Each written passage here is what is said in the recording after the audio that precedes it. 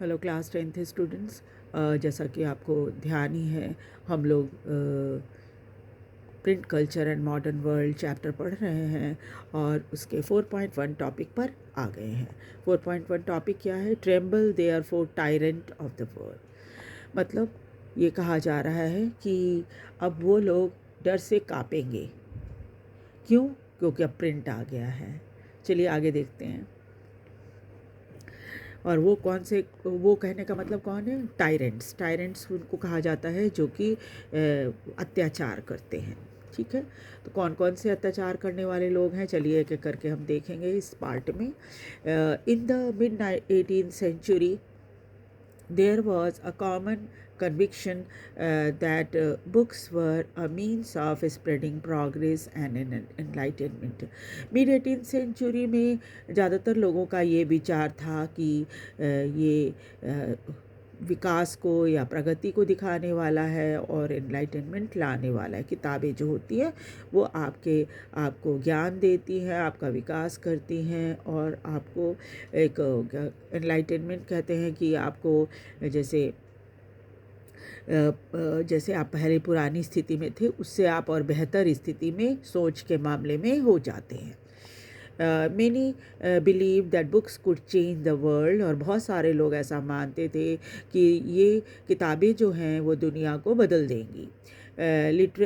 Literate society from despotism and tyranny, और कैसे change होएगी ये दुनिया? क्योंकि जब पढ़े लिखे लोग हो जाएंगे तो डेस्पोटिज्म किसको कहते हैं? डेस्पोटिज्म कहते हैं कि जो एक सिस्टम होता है गवर्नमेंट का, in which absolute power is exercise by an individual. एक ही व्यक्ति के हाथ में सारे पावर होते हैं एंड अनरेगुलेटेड बाय लीगल और कॉन्स्टिट्यूशनल चेक्स, और उनके ऊपर कोई चेक नहीं होता, यानी न ही कोई कानूनी बंधन उनके ऊपर होता है और न ही कोई संवैधानिक बंधन होता है। मतलब एकदम बिल्कुल ही स्वतंत्र होते हैं, है ना, और वो अपने मर्जी से जो चाहे कर सकते हैं। तो उस समय कई देशों में ऐसा ही था और इसी वजह से क्या था, वो टीरेनी कहते, बड़े अत्याचार करने वाले लोग थे वो लोग। जब ताकत बहुत आ जाती है, आपको पता ही है कि power corrupts the man. Power से क्या होता है, आदमी करप्ट हो जाता है। तो यही हालत उस समय थी। And herald a time when reason and intellect would rule, और लोगों का ये मानना था कि किताबें आ जाने से ज्ञान आ जाएगा लोगों में, और तब क्या होगा, एक नए समय का जन्म होगा जिसमें लोग सोच समझकर दिमाग से काम लेंगे और पूरी दुनिया उसी सोच समझ के अनुसार लोग सोचकर कैसे हमें देश को संभालना है, उसका इस तरह के लोगों का शासन होगा, यानी समझदार लोगों का शासन होगा। Louis Sebastien Mercier, a novelist in the 18th century France, declared the printing press is the most powerful engine of progress and public opinion is the force that will sweep despotism away. एक लेखक थे, novelist, वो 18वीं शताब्दी में, जिनका नाम था Louis Sebastien Mercier, और ये क्या थे, ये फ्रांस के थे। उन्होंने किताबों के बारे में, प्रिंटिंग प्रेस के बारे में क्या कहा वो देखिए। The printing press is the most powerful engine of progress. उनका मानना था कि प्रिंटिंग प्रेस जो है सबसे ताकतवर इंजन है। इंजन आप समझते हो ना, ट्रेन चलती है तो आपने इंजन को देखा है। इंजन क्या करता है? इंजन पूरी गाड़ी को खींचता है, पीछे कितनी भी बॉगी लगी हुई रहे उसके, है ना, सबको वो खींचता है। तो उसी तरह से क्या है, क्या करेगा वो, कि पुस्तकें और प्रिंटिंग प्रेस जो हैं वो प्रगति को आगे ले जाएंगे। And public opinion is the force that will sweep the despotism away. और तब क्या होगा, लोगों का विचार इतना बदल जाएगा, इतना ताकतवर हो जाएंगे लोग अपने विचारों से कि वो डेस्पोटिज्म को या यहाँ से भगा देंगे, यानी डेस्पोटिज्म ख़त्म हो जाएगी। In many of Mercier's novels, the heroes are transformed by act of reading. और मर्सियर ने जितने उपन्यास लिखे, उपन्यास आप समझते हो ना कि मोटी सी किताब होती है थोड़ी, है ना, तो उपन्यास का क्या, उनका कहना था कि उनके हीरो जो हैं वो पढ़कर इतना ज्ञान प्राप्त कर लेते हैं कि पूरा व्यक्तित्व उनका बदल जाता है। दे डिवार बुक्स, वो खूब किताबें पढ़ते हैं। डिवार मतलब कि बहुत एकदम पढ़ते रहना लगातार। At last are lost in the world of books, और पूरी किताबों की दुनिया में खोए रहते हैं, मर्सियर के जो हीरो होते हैं वो। और and become एनलाइटेड in the process, और उसके बाद उनको ज्ञान प्राप्ति हो जाती है किताबों को पढ़ पढ़ कर। And convinced of the power of print in bringing enlightenment and destroying the basis of despotism, Mercier proclaim tremble therefore tyrants of the world, tremble before the virtual writer. और इसलिए उन्होंने एक तरह से समझिए कि उस समय जो डेस्पोटिज्म चल रहा था, जो एक तरह से समझिए कि राजा ऐसे थे जो कि बहुत अत्याचारी हुआ करते थे, उन लोगों को एक धमकाते हुए उन्होंने कहा, क्या कहा, उनको ऐसा लगता था कि किताबें पढ़कर प्रिंट जो है लोगों में ज्ञान ले आएगा, और यही ज्ञान जो है जब लोग सही और गलत का फैसला करने लग जाएंगे और समझदार हो जाएंगे, तो क्या हुआ, ये गलत तरीके से शासन करने वाले लोग, जो डेस्पोटिक पावर थी, इसको वो ख़त्म कर देंगे। और इसीलिए उन्होंने ये शब्द कहे कि आप लोग को कांपना पड़ेगा जो अत्याचारी हैं इस दुनिया में।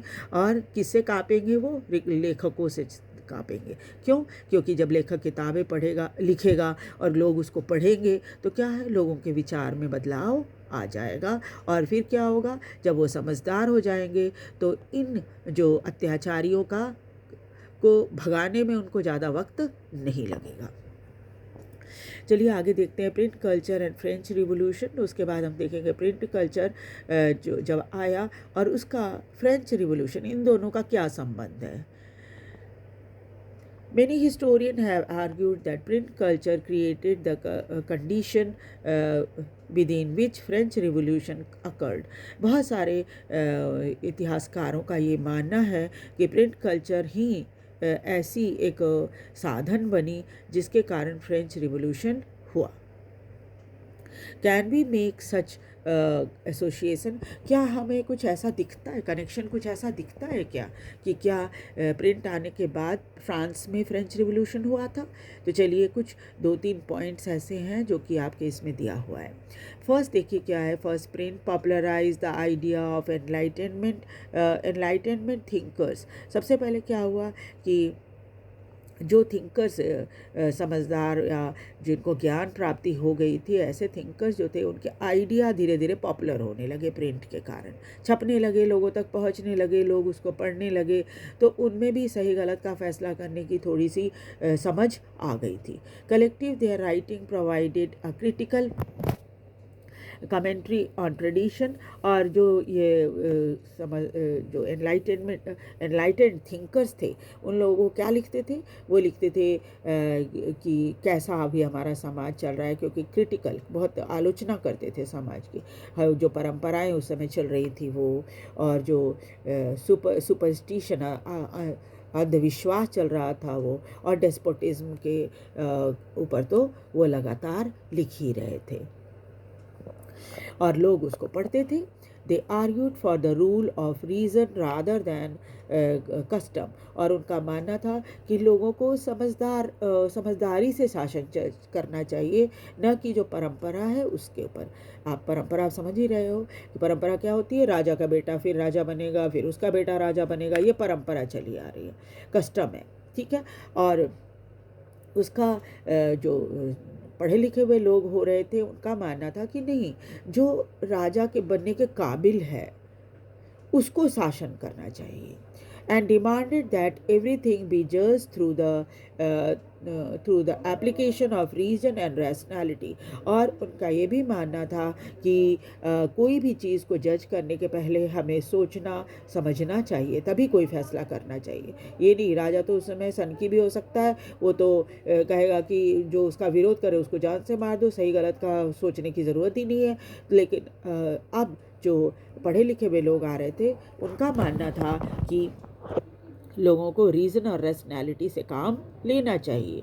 They attack the sacred authority of church, और चर्च ने जो बहुत सारी ऐसी धार्मिक परंपराएं बना रखी थी उसका उन्होंने विरोध किया। And despotic power of the state, और जो राजा था जिसकी एकदम असीमित ताकत थी उसका विरोध किया। दस eroding the legitimacy of social order based on tradition. इस तरह से एक तरह से समझिए कि वो उन पुरानी परंपराओं को हटाना चाह रहे थे जो अब तक चला आ रहा था, जो परंपरा के ऊपर था। परंपरा क्या थी? राजा का बेटा राजा, उसके बाद राजा, उसके बाद उसका बेटा राजा, फिर उसके बाद ये परंपरा चल रही थी। इसको इन्होंने या जो चर्च में या जो धार्मिक ट्रेडिशन थी वो पुराने ज़माने चली आ रही थी, उसी को लोग फॉलो कर रहे थे आंख बंद करके। वो उसमें कोई लॉजिक नहीं लगाया जाता था। लेकिन अब जब लोग पढ़े और लिखे और समझदार हो गए थे, वहाँ उन्होंने अपना लॉजिक, अपना दिमाग लगाना शुरू कर दिया कि क्या सही हो सकता है और क्या गलत। The writing of Voltaire and Rousseau was read widely. उस समय के भी बहुत फेमस विचारक जो थे वोल्टेयर और रूसो, उनकी किताबें और उनकी लेख बहुत ज़्यादा पढ़े जाते थे।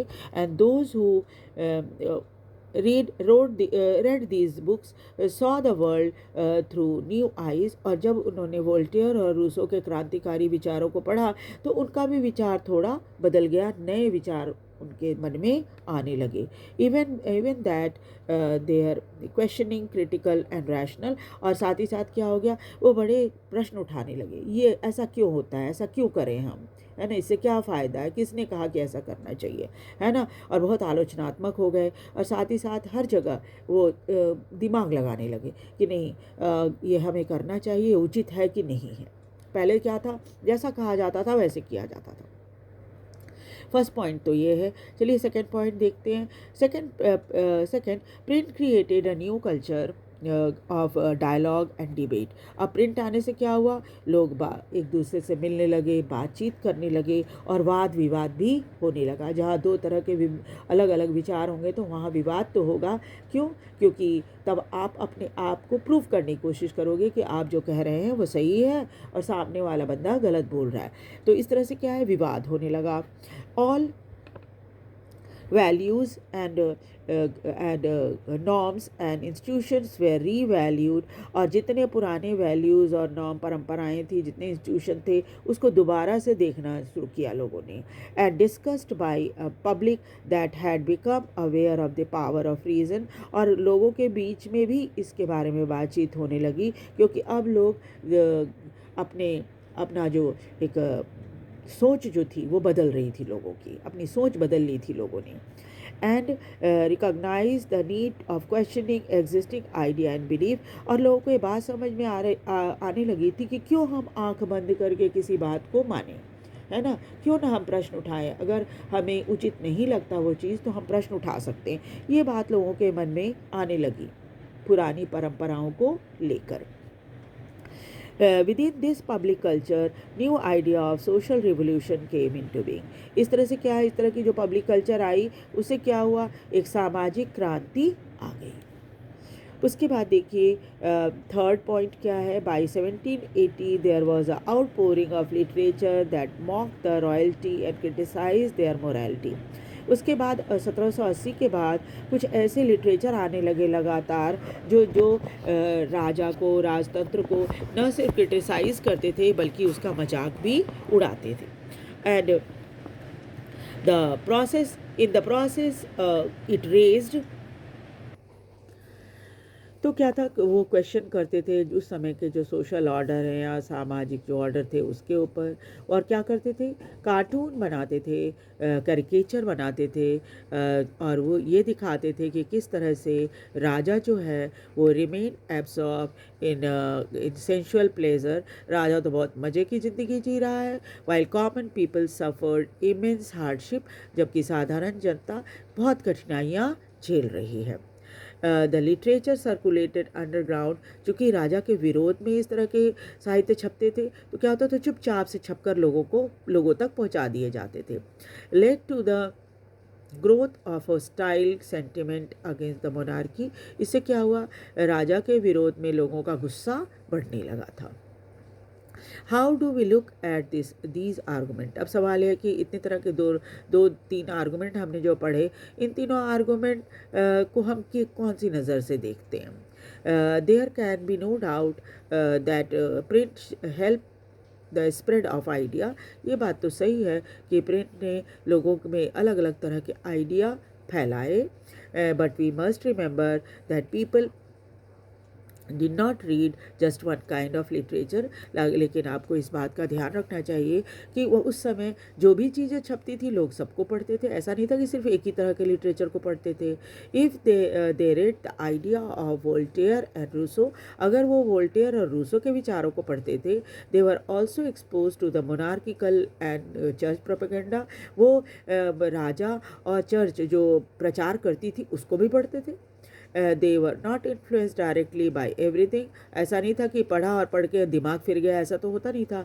वो सबसे प्रभावित हो ऐसा कोई ज़रूरी नहीं है।